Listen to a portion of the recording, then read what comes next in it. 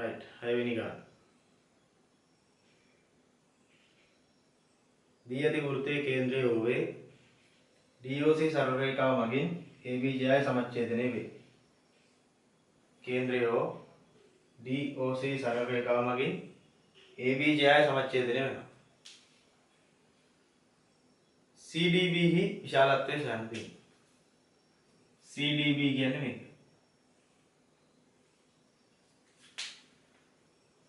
right. මේක කේන්ද්‍රය හරහා එන හින්දා කේන්ද්‍රයේ සිට අඳිනු ලබන රේඛාවක් තමයි මේ JI ට ඇඳලා තියෙන්නේ. JI මධ්‍ය ලක්ෂයට තමයි මේක ඇවිල්ලා තියෙන්නේ. කේන්ද්‍රයේ සිට JI එක මධ්‍ය ලක්ෂයට අඳිනු ලබන රේඛාව මගින් එම JI සමච්ඡේදනය වන අතර එම රේඛාව JI ට ලම්බක වෙනවා නේද? කේන්ද්‍රයේ සිට JI එක මධ්‍ය ලක්ෂයට අඳින රේඛාව JI ට ලම්බකයි වගේම JI සමච්ඡේදනය වෙනවා. එහෙනම් මෙතන අංශක 90ක් වෙනවා. එතන කෝණය අංශක 90යි. ඊට පස්සේ මේකනේ හොයන්න තියෙන්නේ. මේ කෝණයයි මේ කෝණය ගත්තොත් එහෙම තියෙන්නේ වෘත්ත චතුරස්‍රයක සම්මුඛ කෝණ විදිහට. මේක වෘත්ත චතුරස්‍රයක්. AB DE කියලා කියන්නේ වෘත්ත චතුරස්‍රයක්. ශීර්ෂ හතරම වෘත්තයේ මත පිහිටනවා නම් ඒක වෘත්ත චතුරස්‍රයක්. එහෙනම් වෘත්ත චතුරස්‍රයක සම්මුඛ කෝණ පරිපූර්ණකයි. ඒ කියන්නේ 180යි. අංශක 180යි. එහෙමනම් මෙතන 120ක් වෙනකොට මෙතනට ඉතුරු 60 එනවා. නේද?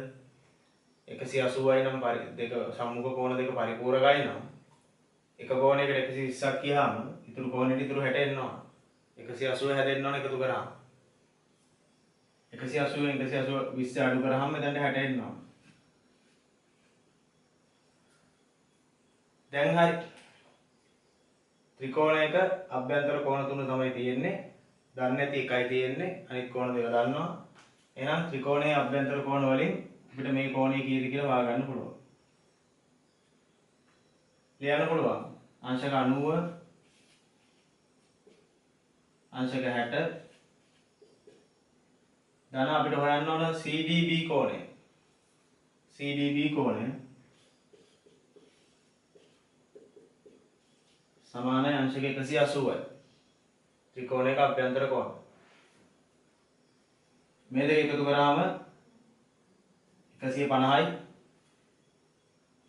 CDB සමානයි 180 ඍණ 150. ඒ කියන්නේ CDB කෝණය සමානයි අංශක 30යි. CDB කෝණය අංශක 30යි.